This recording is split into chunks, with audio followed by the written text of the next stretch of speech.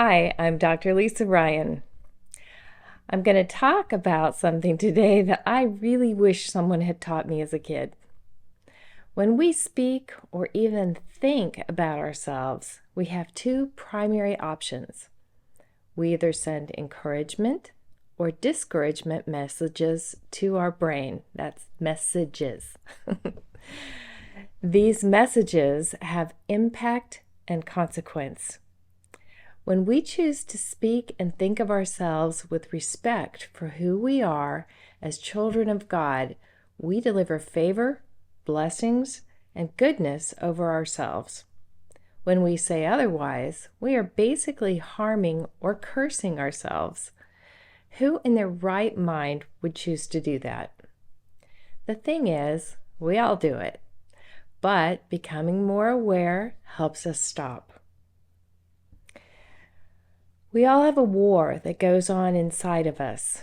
It's a war between our good parts and our not so good parts.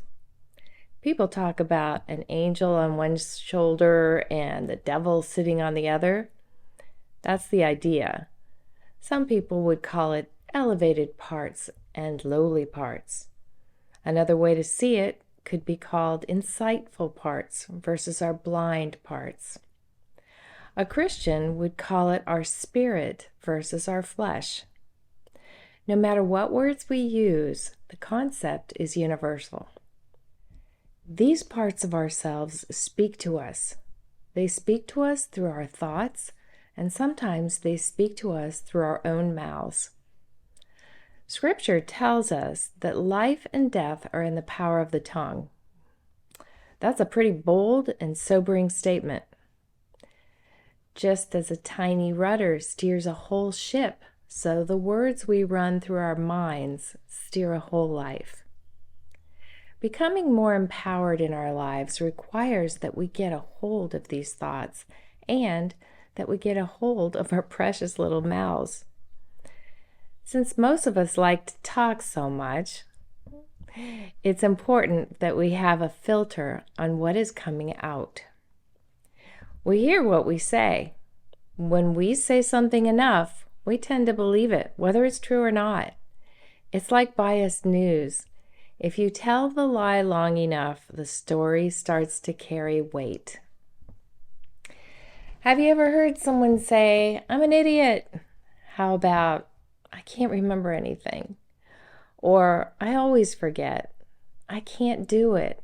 "I'm not smart enough." "I'm a loser."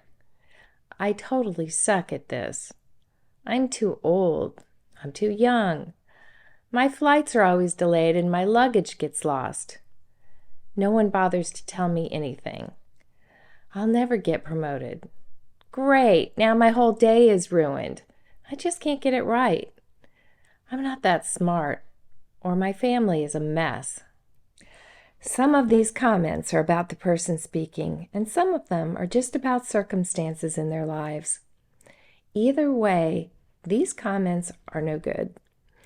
Like I said, we learn to believe ourselves even if what we're saying isn't accurate. I can't tell you how many times in my counseling experience I have talked to someone who is very upset about something they really don't even believe. We don't want to do this to ourselves.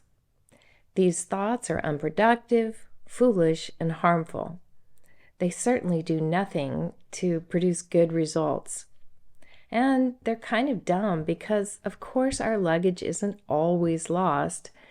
And if we tell ourselves long enough that we can't do something, we'll make sure that we can't. If we want to be accurate, we can add simple phrases or words like, "I can't do that yet." Or we might want to be even more honest and say that we really don't want to be able to do something. I'm not talking about something like being an Olympic skier. I'm talking about everyday things like getting our work done on time. Let's say that we just botched something at work or had a fight with our teenager that we really didn't handle well. That little voice will come up and tell us that not only did we blow it, but that we blew it because we're deficient in some way. Speaking to ourselves with love will never include making us bad in any way. Our behavior might be imperfect, but we are not deficient or bad. We do need to notice what happened, make corrections, and learn, but allowing the voice that speaks to us to condemn us as a person in any way is the same as allowing curses to run through our heads, hearts, and bodies. Not only is this a really poor practice, but it certainly isn't in alignment with God's love for us. We can only get away with such self-condemnation, even if it's subtle condemnation, if we put our thoughts above the thoughts of God. If we think of the battle within, God's voice isn't the lowly one with the pitchfork. It doesn't take a genius to see that his commentary on us is better than any we will ever come up with on our own. Whose opinion do we honor, our own or God's? There are many religions in the world, and many share common wisdom. There isn't one that would advocate self-deprecation. If we disapprove of, belittle, or discourage ourselves, we are on a train to suffering that we didn't have to take. None of us need that.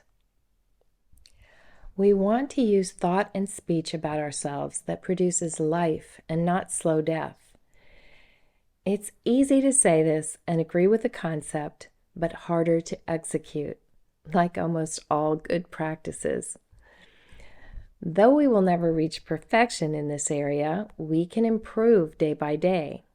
Every time we do well, whether it's with speaking or thinking, we are blessing ourselves. We are making it easier to go through life. In all my videos, I talk about various aspects of personal growth. Whenever we do something that is loving and benefits ourselves, we are also benefiting the world. In this case, we're demonstrating the self-care that many people desperately need. If we say awful or discouraging things to ourselves or about ourselves, others hear and learn. Our children, grandchildren, co-workers, loved ones, and everyone we interact with sees what we do. We are teachers whether we want to be or not. Let's teach good habits. I believe in evil forces in this world. If I look around at many of the atrocities going on, I have no better explanation. If we curse ourselves, if we tell ourselves we are not good, we play right into the hands of darkness. We may think that simple comments like, "I'm an idiot," aren't important, but is that true? When a small child says, "I'm an idiot" because they made a mistake at school, what do we say? Do we say, "That's right, Junior, you're an idiot. I hope you feel really horrible"? No, of course not. We say, "You're not an idiot, you just made a mistake." We say that because it's important. So what we say to ourselves is important too. All of it.